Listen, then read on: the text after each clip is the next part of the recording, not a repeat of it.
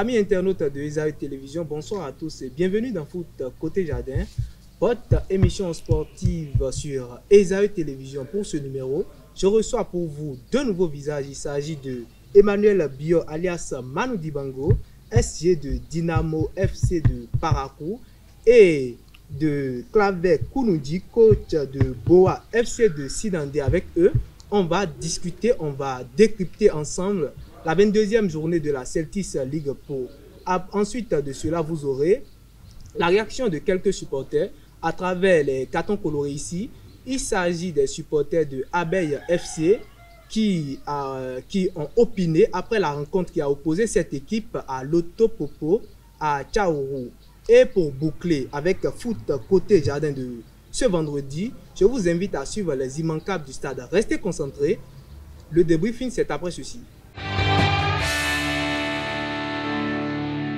Amis internautes de Esaü Télévision, à nouveau bonsoir. Vous êtes dans des briefings de Foot Côté Jardin et je suis déjà avec les invités. Emmanuel Bio, bonsoir. Bonsoir. Bonsoir. Bienvenue sur Esaü Télévision. Bonsoir. Bonsoir, chers amis spectateurs. Bonsoir, chers amis sportifs. Et Claver Kounoudi, bonsoir également. Bonsoir, mon cher ami. Ravi d'être là. On salue tous les internautes. Je rappelle que Claver est coach de Boa FC de Sinandé et Emmanuel Bio est le SG de cette équipe de Dynamo de Parakou. Alors, à l'entame, je commence avec vous. Ouais. Emmanuel Bio, qu'est-ce que vous pensez de cette rencontre entre Boa FC et entre Dynamo FC de Parakou, autant pour moi, et Dynamo FC d'Abomey qui a dans un match qui a connu la victoire de Dynamo de Parakou? Oui, effectivement, c'est un match que Dynamo de Parakou devrait gagner. C'est un match que Dynamo devrait gagner. Oui, forcément, on devrait gagner ce match.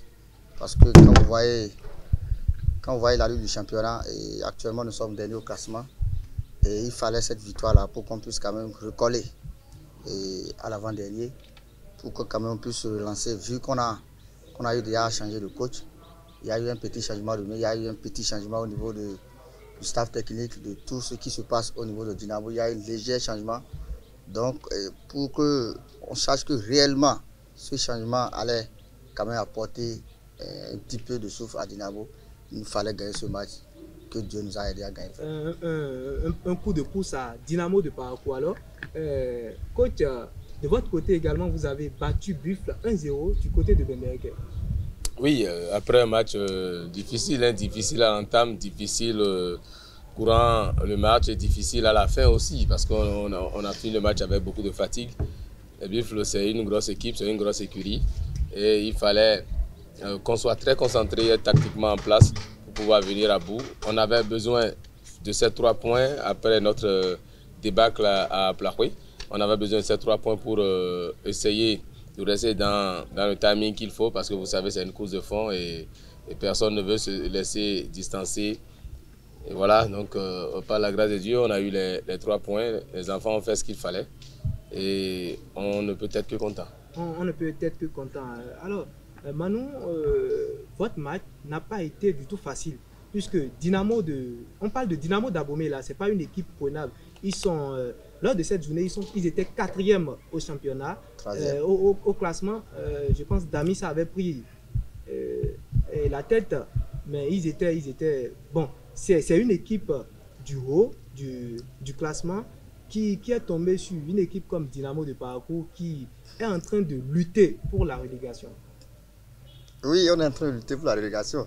Cela ne veut pas dire que nous n'avons pas des éléments, nous n'avons pas des joueurs pour rivaliser avec ceux qui sont au haut du tableau. Alors dites-moi, quels sont les critères qui ont favorisé peut-être cette victoire? C'est ça je dis dès l'entame que nous avons eu un réaménagement du staff technique. Vous avez vu qu'à la tête, il y a un nouveau coach, un entraîneur qui est arrivé et qui nous a quand même imposé ou bien qui nous a aidé à faire un petit changement au niveau de certains aspects et qui nous a permis quand même d'avoir ce résultat-là. Et la même question revient à vous. Vous étiez face à Buffle, une équipe qui vous a battu à l'aller, 1-0 également à l'aller, même s'il y avait une différence de joueurs sur le terrain. On a constaté un carton rouge du côté de Boa lors de ce match aller. Quels sont les facteurs, puisque c'est une équipe, comme l'a dit le président, c'est un grand frère en face. Mais l'équipe promue, Boa a réussi à faire a fait le nécessaire face à cette équipe? Non, déjà moi l'avantage que j'avais, c'est que le match dont vous êtes en train de parler, j'ai suivi le match des tribunes puisque je n'étais pas encore coach de Boa à l'époque, j'ai pris l'équipe au Mercato. Donc j'avais le temps de voir un peu les forces et les faiblesses de cette équipe. Et aussi l'adversaire en face, c'est notre maison, comme l'a dit mon président, c'est l'équipe, la vitrine du Septentrion. Tout le monde connaît les Buffs du Borgou, donc on a eu à les scruter au fin fond. On a essayé quand même de voir leurs forces et leurs faiblesses et on a juste exploité cette. Alors Manu, si on prend par exemple l'équipe de Dynamo et l'équipe de Buffle du Borgou, qu'est-ce qui différencie? Quelle est la différence selon vous? Bon, visible ou invisible, ces deux équipes? Visible ou invisible, ça existe parce que visiblement, vous savez que Buffle, c'est une équipe qui a quand même les moyens, et qui a un sponsor à la tête, qui a une société sportive. Les joueurs sont salariés, sont payés régulièrement. Donc c'est ce qui est invisible, je crois, ou bien visible. Et dans ce qui n'est pas invisible, vous voyez, quand vous comparez les joueurs de Buffle à celles de Dynamo de Parakou, vous allez voir peut-être que les gens diront une différence. Les gens, ils ont amené des étrangers, des joueurs qui quand même peut-être sont habitués à la compétition. Et contrairement à Dynamo de Parakou. Dynamo a également fait Dynamo de Parakou, que nous sommes rien que des Béninois. Nous consommons local, nous travaillons avec des filles du Bénin. Et vous avez vu, il nous reste un petit moyen. C'est-à-dire moi, en tant que Dynamo de Parakou, je crois que nous manquons un petit moyen pour accompagner ces enfants-là, qui peuvent quand même faire très mal. Et c'est la même chose du côté de Boa. Je pense que Boa également joue avec les joueurs locaux, mais Boa, même s'ils sont promus, c'est une équipe qui réussit quand même à faire des merveilles. Non, à faire des merveilles, je ne sais pas si on doit appeler ça merveille, parce que vous savez, c'est, comme vous l'avez dit, c'est rien que des joueurs locaux. Hein, c'est des natifs pour la plupart de Sinandé et environ. C'est une équipe quand même qui a fait du mal à Dadje du côté du Aplaou. Oui. Bon, le score à la fin ne reflète pas qu'on a fait du mal à Dadje ou pas. Oui, on a vu beaucoup de choses dans le match, mais c'est une équipe très très jeune, avec des jeunes qui en veulent. Des jeunes qui veulent aller de l'avant. Nous, on est juste là pour les accompagner. C'est le moment certainement de saluer le président Dafia Mohamed pour la confiance placée en moi.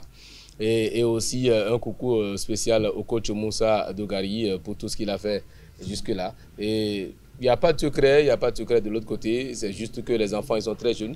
Ils ont du bordant, ils veulent aller de l'avant, ils ont envie d'apprendre et nous, on les accompagne. J'avais posé une question au SG tout à l'heure. Je demandais les problèmes auxquels sont confrontés cette équipe et il a parlé du financement des partenaires et tout. Est-ce que Boa a également les mêmes problèmes?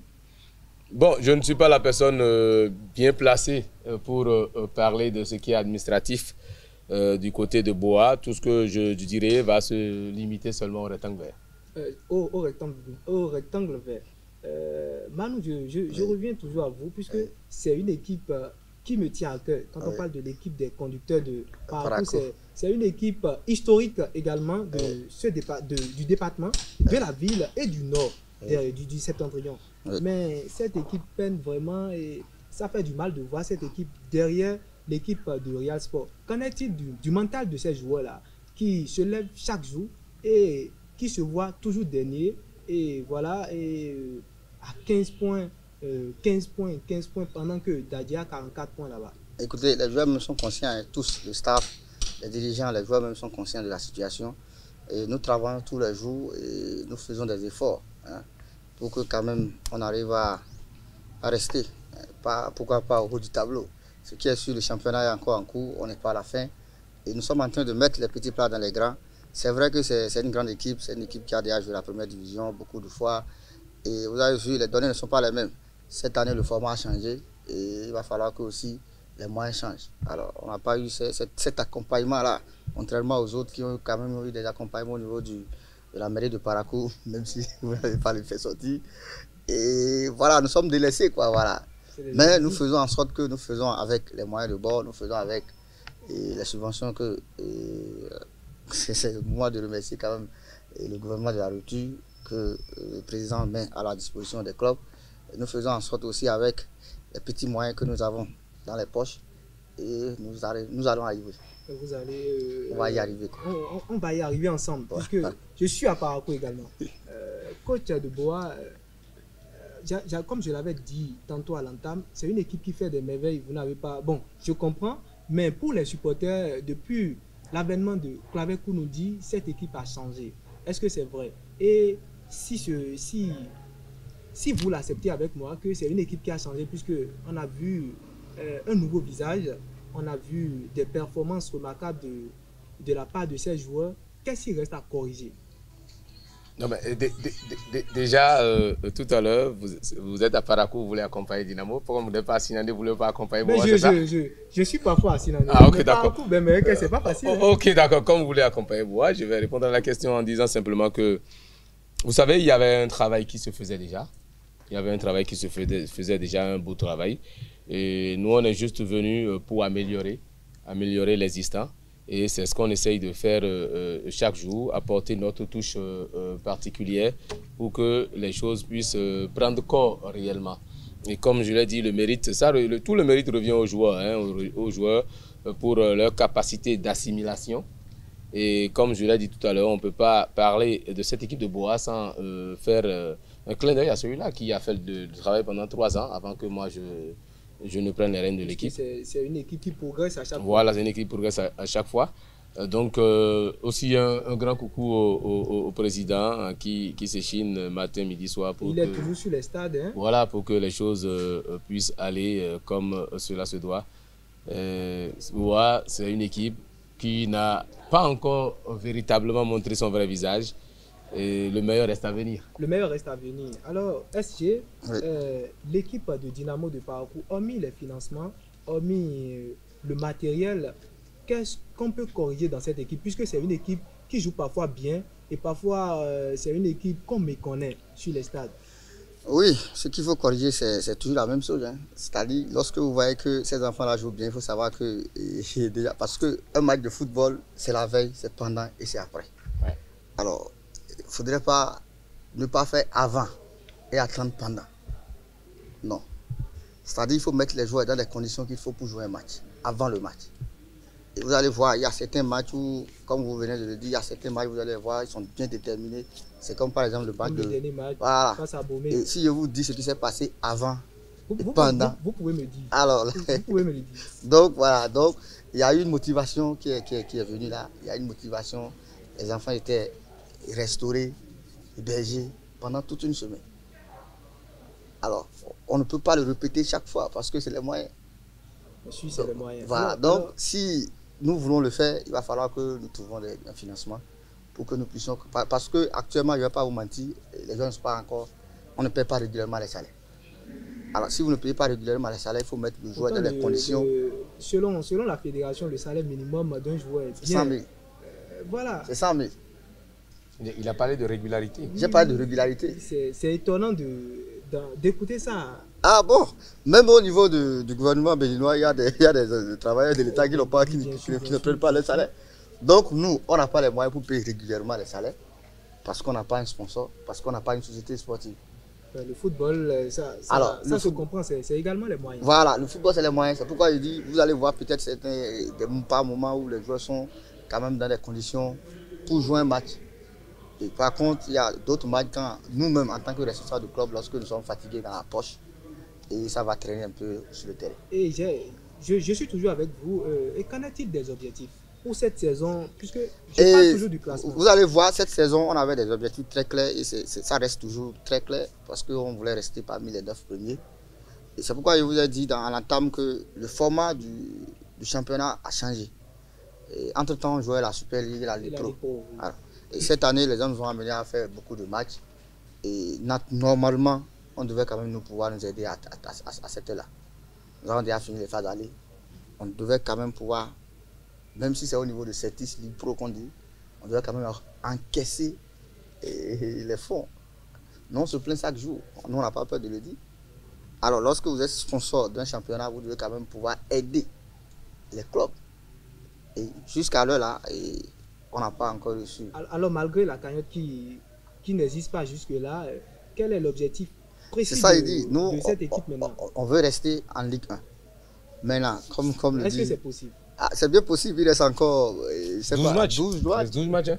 Alors, il reste encore... Ça fait 36 points. Comme le dit un coach, il suffit d'enchaîner les victoires. Voilà. Ouais, ça fait Il 36 reste points. encore 12 matchs. Donc, lorsque vous gagnez, vous allez voir, le classement est tellement serré que lorsque vous gagnez 2-3 matchs, vous vous retrouvez à une position. Alors, la même question pour vous, coach de Boa FC de Silende. Quels sont les objectifs de Boa cette saison? Puisque c'est une équipe tantôt qui monte et parfois qui descend également.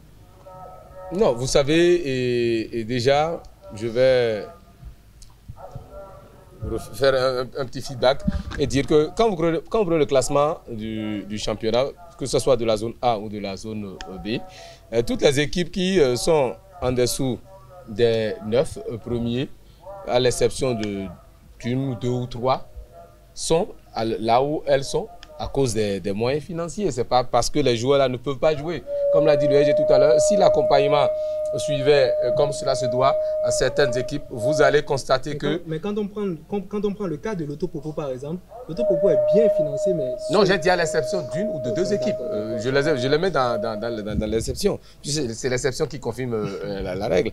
Donc, juste pour dire, si l'accompagnement était comme cela se devait, parce qu'on a fini la phase aller, donc on estime que, bon, même si on a laissé les clubs faire ce qu'eux-mêmes pouvaient faire jusque-là, avant la phase retour, on pouvait quand même les soulager un peu. S'il y avait eu ce soulagement, vous allez constater que le jeu qui sera produit sera très différent. Et les résultats aussi seront différents de ceux à quoi on assiste actuellement. C'est une affaire de moyens et de gros sous. Le football, c'est une affaire de gros sous. Comme le dit un de mes amis ghanéens, petit agent, petit ballon, gros agent, gros ballon. C'est comme ça. Maintenant, pour ce qui est des objectifs de Boa, vous savez, c'est une équipe promue.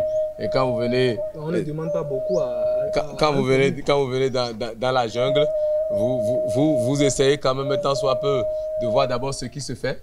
Et comme il y a un adage de chez moi, un pays Adja, qui dit que l'appétit vient en mangeant. En mangeant, l'appétit peut venir, on peut titiller ou du moins envisager dans le top 9. Le top 9 n'est réservé que pour 9 équipes. Et actuellement, nous sommes 18. Donc, le tout ne suffira pas d'avoir envie d'être. Il faut avoir la capacité qu'il le faut pour y aller.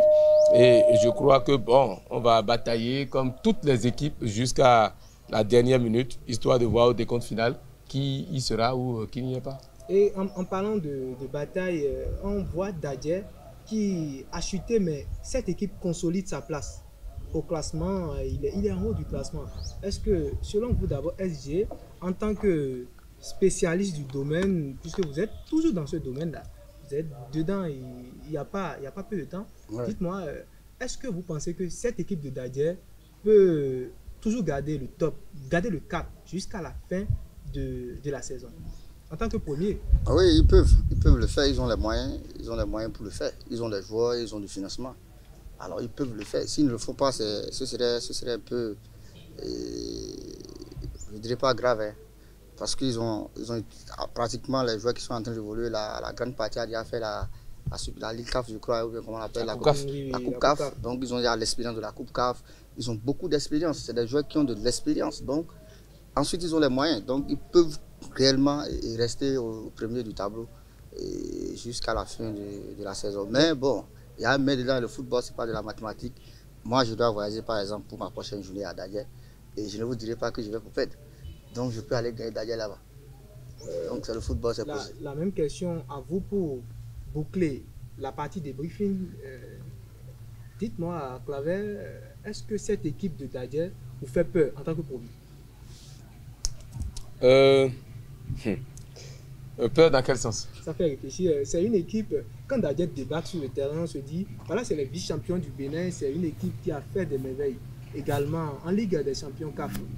Non, mais quand vous jouez Dadje, il y a un travail psychologique terrible que vous devez faire au niveau de vos joueurs, hein, parce que rien qu'à voir les joueurs de Dadje descendre même de leur bus, ça donne des frissons. Ça donne des frissons. Et comme l'a dit le SG tout à l'heure, c'est une équipe qui a beaucoup de moyens. C'est une équipe qui a des joueurs très très expérimentés. C'est d'abord une équipe africaine. C'est une équipe africaine parce que cette équipe vient de la Coupe CAF. Donc c'est une équipe qui est au point.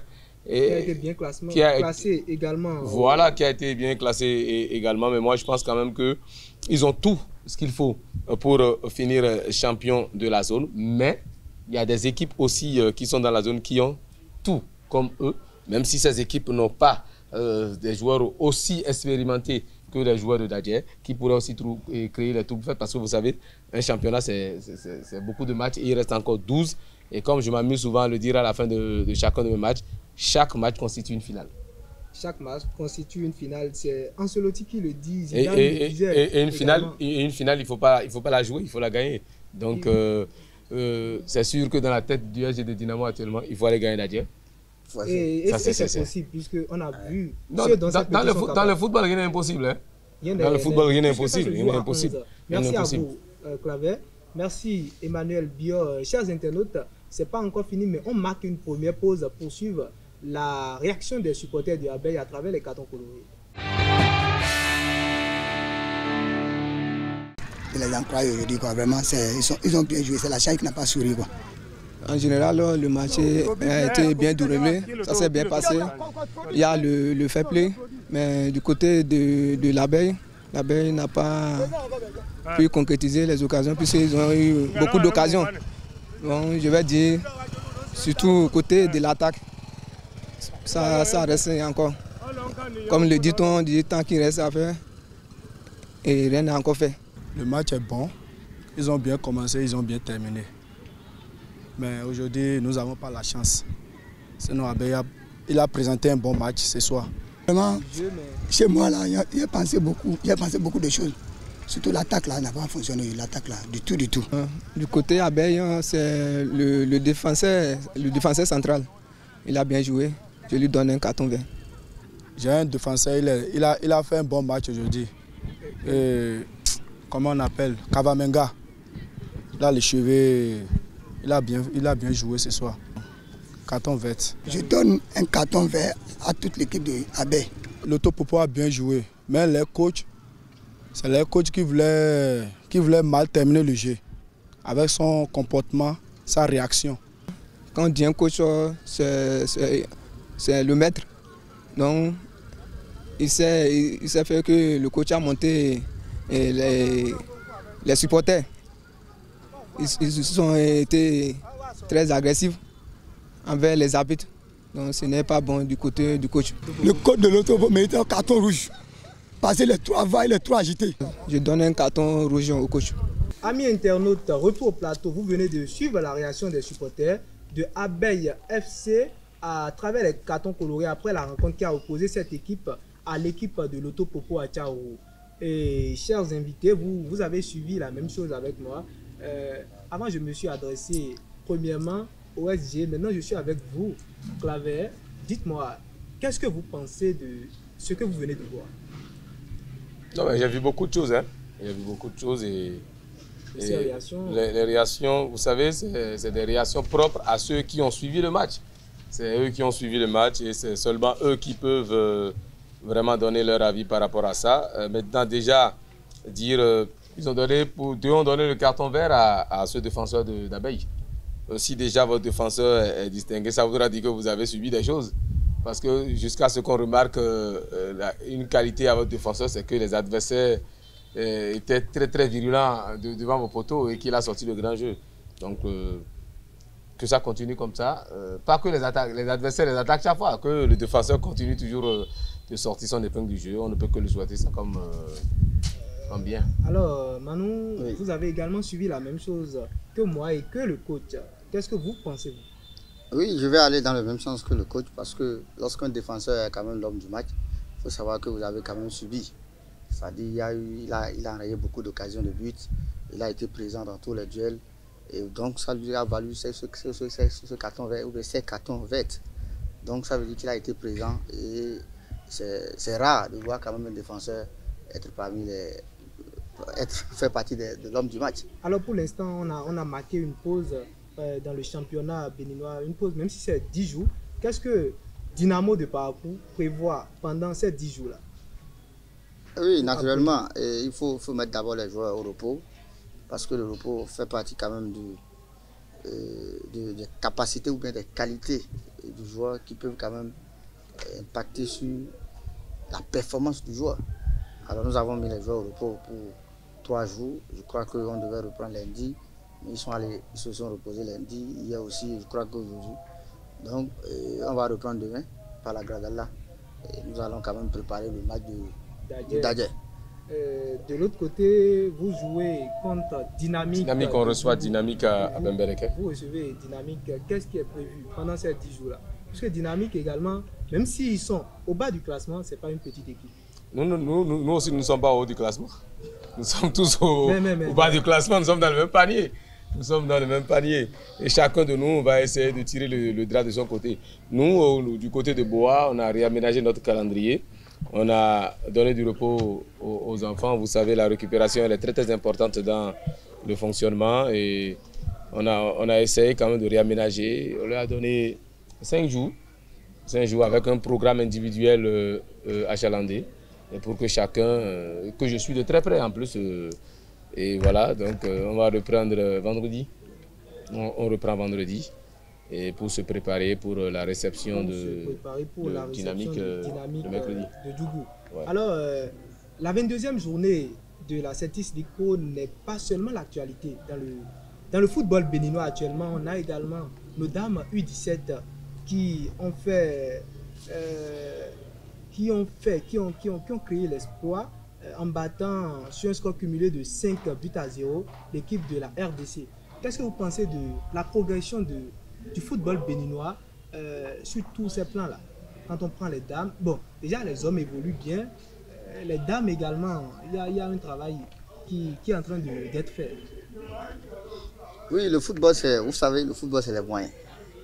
Toujours les moyens. C'est les moyens. Les moyens. Et lorsque vous prenez, par exemple, je remercie encore une fois le gouvernement de la rupture qui a mis les moyens. Pour la première fois, j'ai entendu ou bien j'ai vu qu'il y avait des fonds destinés pour les voyages des équipes nationales.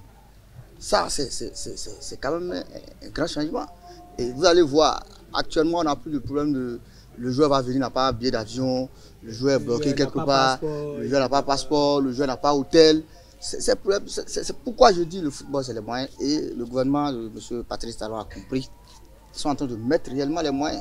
Et vous allez voir, au niveau des hommes, ça va prendre. Mais je crois qu'avec les femmes, nous avons quand même de la chance pour aller très vite à la Coupe du Monde. Parce que c'est les femmes, c'est plus facile. Êtes-vous du même avis, coach, que le SG, cette équipe, est en train de faire des merveilles? Est-ce que c'est vraiment à cause des moyens? Puisqu'on voit une sorte de détermination, de motivation dans le jeu. Avant, quand on suivait les matchs qui concernent ces femmes-là, du Bénin, on n'a vraiment pas l'envie de suivre le football. Mais aujourd'hui, quand vous voyez les filles jouer, vous vous dites, est-ce qu'elles sont béninoises? Vous aviez parlé de détermination, de motivation. Vous pouvez avoir les deux sans l'argent? C'est pas possible. Vous ne pouvez pas avoir les deux là sans l'argent. Donc du coup, je rejoins le SG en disant que, en remerciant aussi le gouvernement pour tout ce qui est fait dans ce sens. On remercie la fédération pour tout ce qui est fait dans ce sens. Je salue ces filles qui ont sorti le grand jeu, ne serait-ce que déjà pour le premier tour et tout récemment pour le deuxième tour face au Congo en aller-retour où elles ont planté 5 buts, 2 à l'aller et 3 au retour. Et je vais finir par saluer le staff technique. Le staff technique qui a à sa tête Ida Azonsou, autant pour moi, qui jadis était ma joueuse et qui maintenant est devenue mon collègue. Je lui tire un grand chapeau et fait un véritable travail à la tête de cette équipe. Et oui, j'allais compléter par rapport à ces différents résultats pour dire qu'il faut remercier aussi la Fédération béninoise de football. Parce que depuis un moment, nous avons un championnat. Et ce qui est régulier dans chaque catégorie, dans chaque côté, c'est-à-dire au niveau des femmes, nous avons le championnat féminin, tous les compartiments, depuis près de 5 ans ou 6 ans, si je ne me trompe pas. Ouais. Et nous avons des championnats qui sont régulièrement organisés. Et ça permet la progression des enfants. Et ça permet aussi, nous, en tant que responsable de club, en tant que coach, de suivre ces enfants-là et que chaque année, ils sont en train quand même de s'améliorer. Je crois que d'ici 2 ans, je vous jure que le visage du football béninois va tellement changer. Sur tous les plans en plus. Sur tous les plans. On va également marquer une seconde pause pour les amoureux du football. Ce n'est pas encore fini, mais on marque également une seconde pause pour suivre les immanquables dans les stades.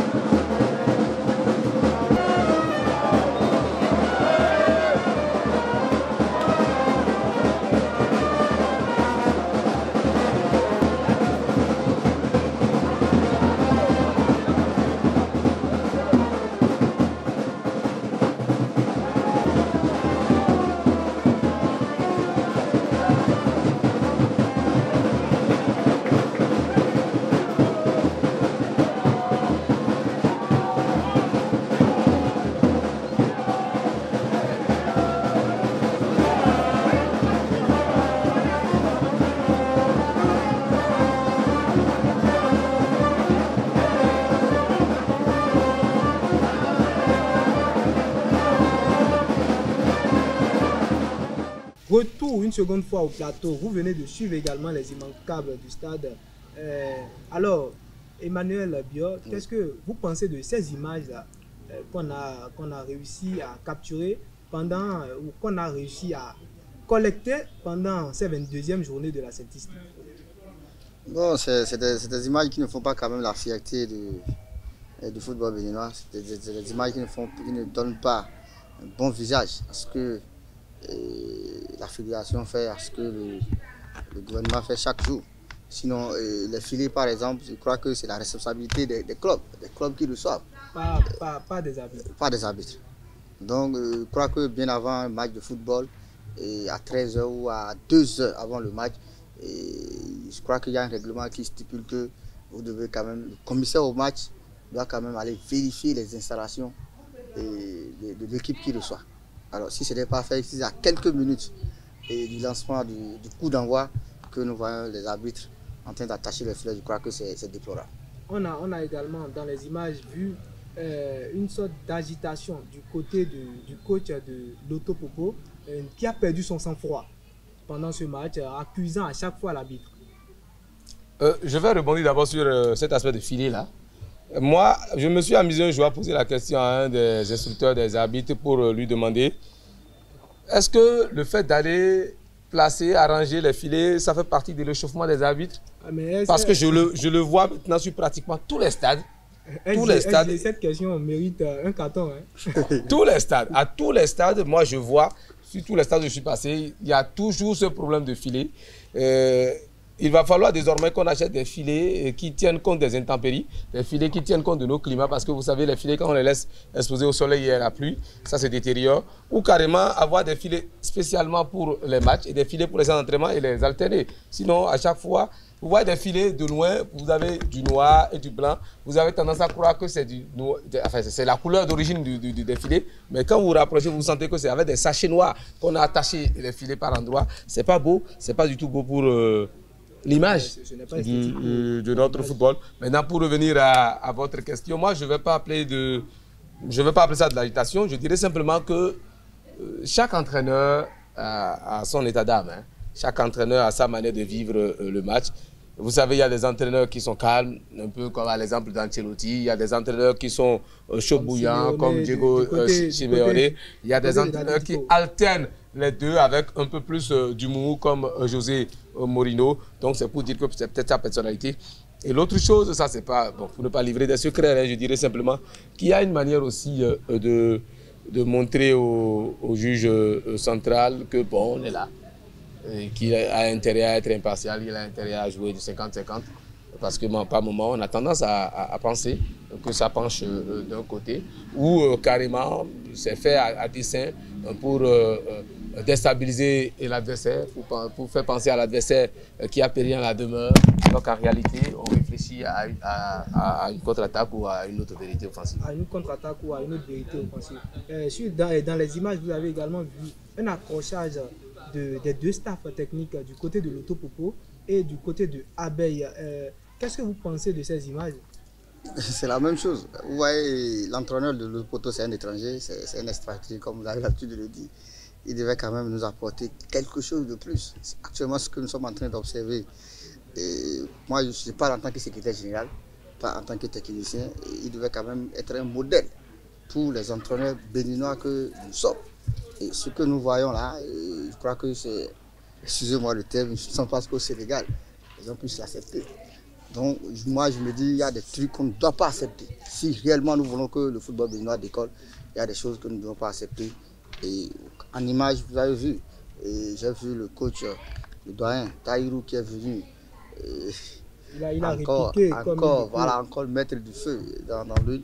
Et tout ça là, ça ne donne pas une bonne image de notre championnat. Comme je l'avais dit à l'entame, il n'y a pas que la Celtics League Pro, les 22e journées, il n'y a pas que ces matchs de U17 là qui font l'actualité actuellement au Bénin. Il y a également les éliminatoires de la Coupe du Monde avec la sélection de Guénotro. Qu'est-ce que vous pensez de ces joueurs qui ont été sélectionnés pour jouer contre le Zimbabwe? Oui, excusez encore de peu si je fais un feedback. Je pense que la commission de sanctions et discipline doit s'auto-saisir de ces genres d'images pour pouvoir essayer de réguler un peu les choses parce que vous savez, comme l'a dit le SG, ça ne donne pas une bonne image, hein, ça ne donne pas une bonne image du football. Et très souvent, quand vous voyez un staff technique s'agiter autant, vous allez voir que ça se répercute sur la réaction des joueurs sur le terrain. Les joueurs sont toujours à l'image de leur staff technique. Donc si vous voyez qu'un match part en vrille à la fin, il faut comprendre que tout part en réalité du staff technique. Donc il va falloir désormais que la commission de sanctions et de discipline prenne ces genres d'images et essaye de recadrer un tant soit peu les uns et les autres. D'accord. Et quand on revient sur la sélection? Et quand on revient sur la sélection de l'équipe nationale, bon, déjà au niveau de la liste, moi, il n'y a pas grande chose à dire à part cette sanction que pour ma part, on aurait pu gérer autrement, mais on va essayer de faire avec ceux qui sont là. Et on aura peut-être la chance de voir Candace Fiogbe évoluer. J'espère qu'on ne l'a pas amené pour le laisser sur le banc, comme ce fut le cas de certains de par le passé. Et bon, aux dernières nouvelles, il n'y a qu'un seul qui n'a pu répondre au présent à cause du trajet. Parce que vous savez, pour quitter son pays et pour venir là où il est, à Durban, c'est beaucoup d'heures. Ils ont préféré qu'il rallie à Abidjan directement, je parle de Arlenvi. Sinon qu'à part lui, tout le monde est au grand complet. Et je crois que face à cette équipe, demain, le Bénin aura son mot à dire. Parce que certes, il y a plus de petites équipes en Afrique désormais. Mais on essaye quand même, chaque jour que Dieu fait, d'aller de l'avant. On essaie d'aller de l'avant. SG, oui. Je ne vais pas vous poser des questions plus techniques sur cette sélection, mais en tant que SG d'un club comme un club historique comme Dynamo, de parcours par exemple, les Béninois disent qu'il n'y a pas assez, qu'il n'y en a pas assez de locaux dans cette sélection. Qu'est-ce que vous pensez de cela? Puisqu'on a vu, ils ont demandé la sélection de Moussa Yahou, de Panther, ils ont demandé la sélection de quelques joueurs également. Qu'est-ce que vous pensez? Et bon, comme vous l'avez dit, moi je ne suis pas technique, je suis pas ici en tant que technicien. Je crois qu'il y a un technicien qui est à la tête de la sélection. Il a fait son choix. Je crois qu'on peut quand même observer et le soutenir. Et pour moi, il n'y a pas accès de locaux. Moi, je demanderais ou bien je souhaiterais que les locaux se mettent au travail. Que véritablement nos joueurs béninois. Ce n'est pas encore ça. Ce n'est pas encore ça. Ce n'est pas encore ça parce que lorsque vous prenez le championnat béninois, c'est vrai qu'il y a quelques-uns qui quand même arrivent à sortir la tête du lot. Mais lorsque vous voyez, par exemple, il y a ce match que vous devez revenir, et Cavalier et Panther. Alors, est-ce que Moussa a marqué? Il n'a pas marqué. Mais alors les deux équipes sont financièrement où ils sont bien stables. Et bon, voilà. Maintenant, si par exemple, Panther croise Dynamo de Parakou actuellement et que Moussa se met à mettre vous voyez, donc, alors si réellement nous travaillons, si les locaux se mettent au travail, je crois qu'ils peuvent rivaliser même avec ce que nous appelons les internationaux. Les étrangers. Alors voilà. On est presque à la fin. Un mot pour finir, coach? Oui, mon avant-dernier mot pour finir, il faut que les locaux travaillent. C'est très très important. Il faut que les locaux travaillent parce que vous avez vu en équipe nationale actuellement, on a une crème de joueurs qui, de par le passé, il y a 2 ans, 3 ans, étaient des locaux. Quand ils sont montés, ils ne sont pas allés à la Juventus de Turin, ils ne sont pas allés à Manchester United. Ils sont en train de gravir des échelons. Ça voudra dire que la qualité n'y était pas encore véritablement.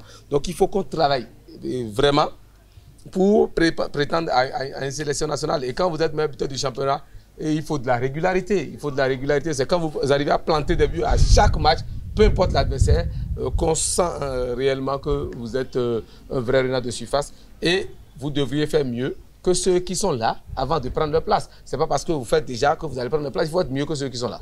Alors, ça c'est l'avant-dernier mot pour finir. Oui. Le dernier mot pour finir, c'est encore une fois merci à tous ceux-là qui se déplacent pour suivre les matchs de la Celtics League Pro. Et je ne finirai pas sans dire un coucou à tous mes parents, à ma maman, mes 2 soeurs, mon petit frère et à ma tante qui sont pour moi un soutien de tous les jours. Et comme vous ne vous en doutez, je ne peux aussi oublier mon miel en poudre. C'est tout? Ouais, je salue mon la poudre. Alors, à vous un mot pour finir, puisqu'on est déjà à la fin.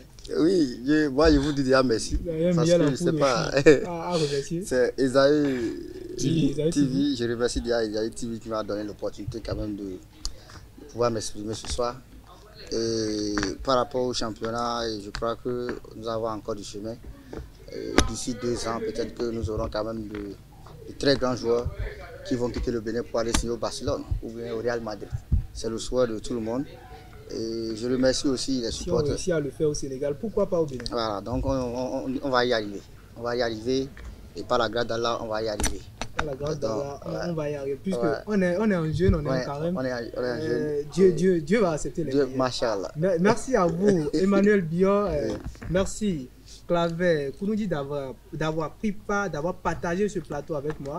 Merci, chers internautes. Voilà, nous sommes à la fin de Foot Côté Jardin de ce vendredi. Merci d'être restés avec nous et bon début de week-end à tous.